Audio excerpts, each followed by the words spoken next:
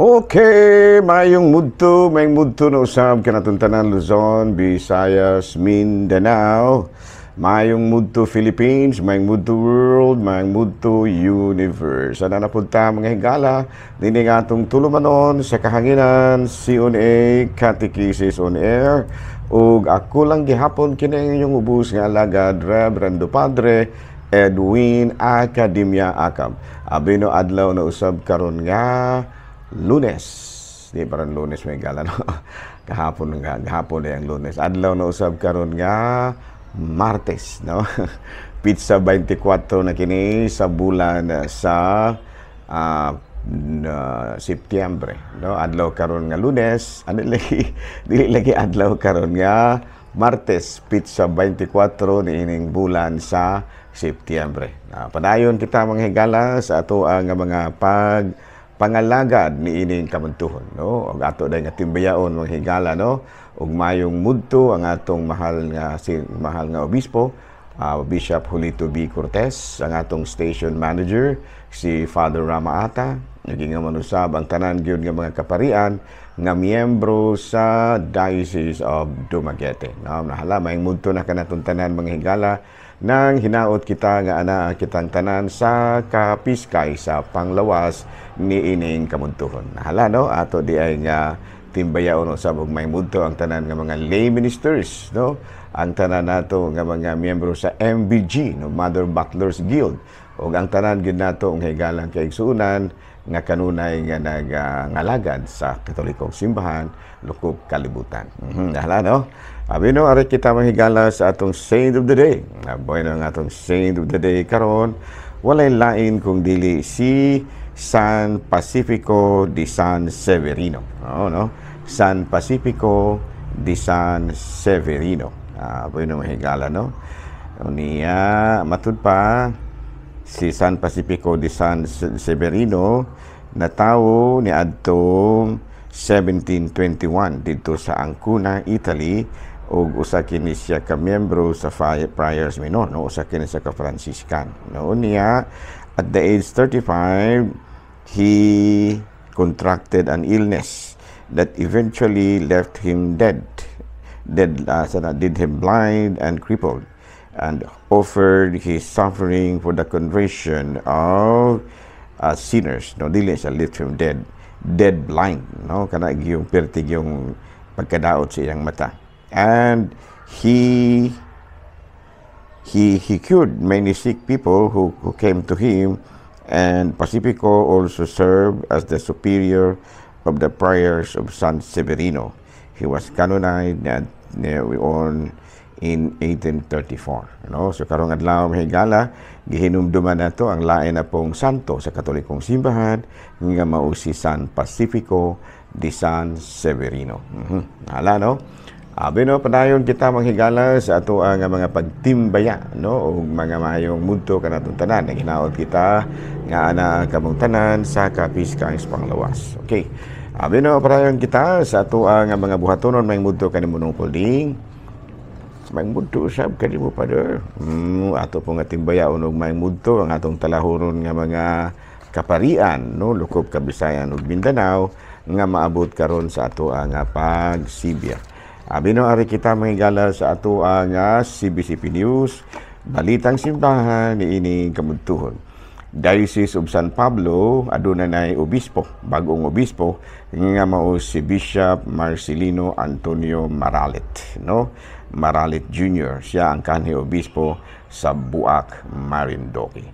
Balita manghigala gikan sa Vatican, Pope Francis nanawagan sa mga popular movements atol sa ilang 10th anniversary nga ilahag yun nga mapatunhay ang hustisya alang sa katilingban ug ekonomiya.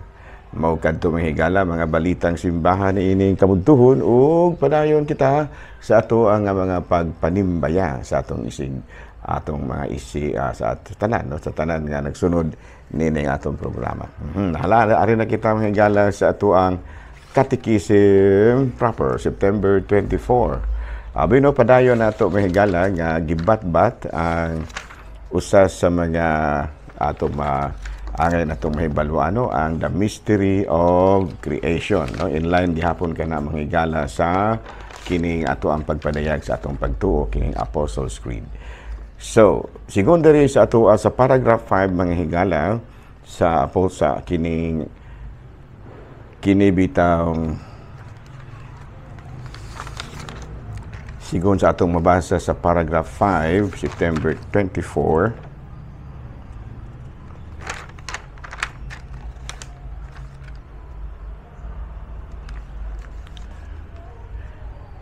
God is creator of heaven and earth. Ayan, no?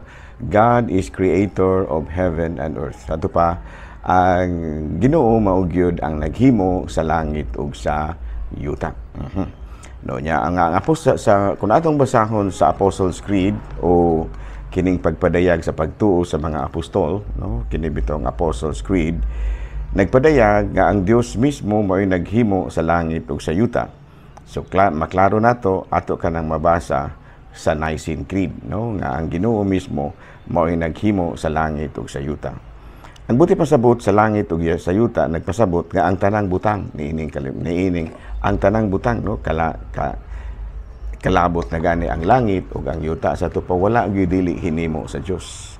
Unya basahon nato sa mga Salmo 115 bersikulo 16, ang langit iya lamang sa Ginoo apan gihatag niya sa tao ang yuta. Oh, sa to pa klaro kay mahigala, no, nga bisan tuod kun ang Ginoo may naghimo sa langit ug sa yuta, pero iyahang gipagamit ang yuta alang sa mga tao.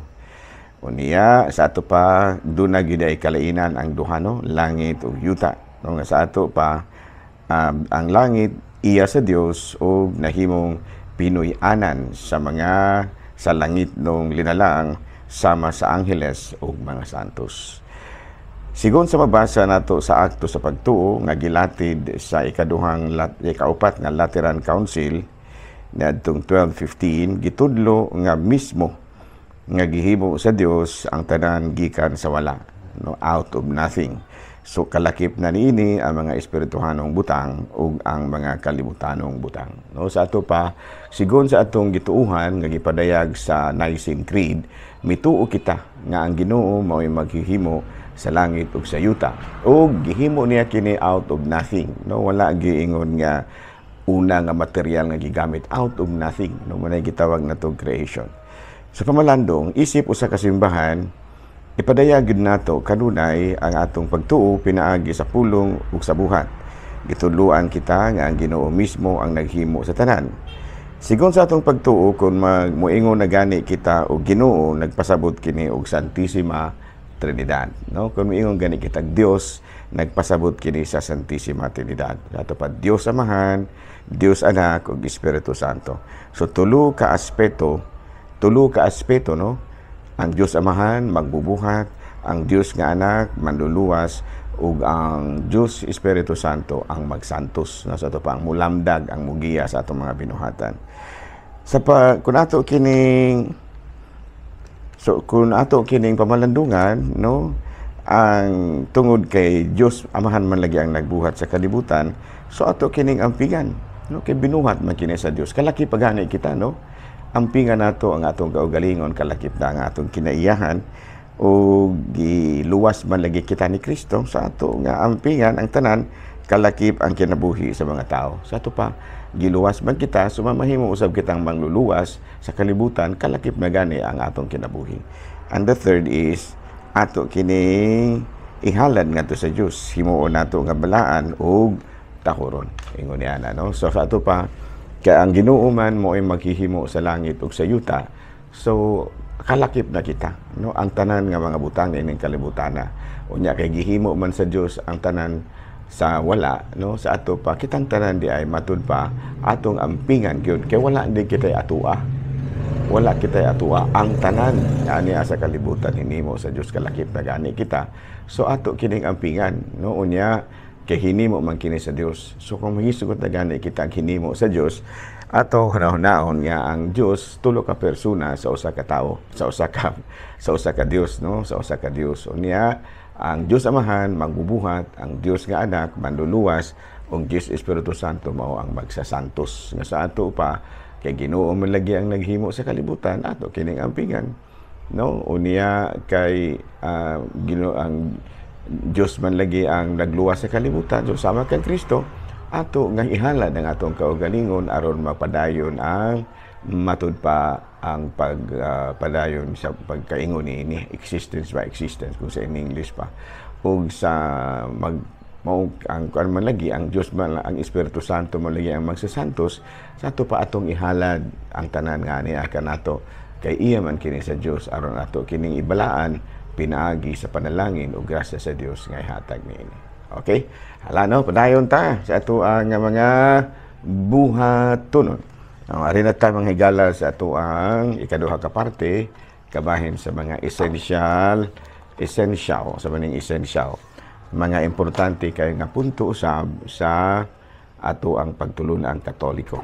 This time mo'y ato nga hisgutisgutan, mabalik nato nga hisgutisgutan kining kabahin sa kanang pagbunyag sa bata, no? Kanang sa ato pa na pseudo baptism. Abi no ang pagbunyag sa bata mo kini ang gibansay nato kini nga diin gagmayng bata ato pagibunyagan, no? Munay gitawag nato og christening, no?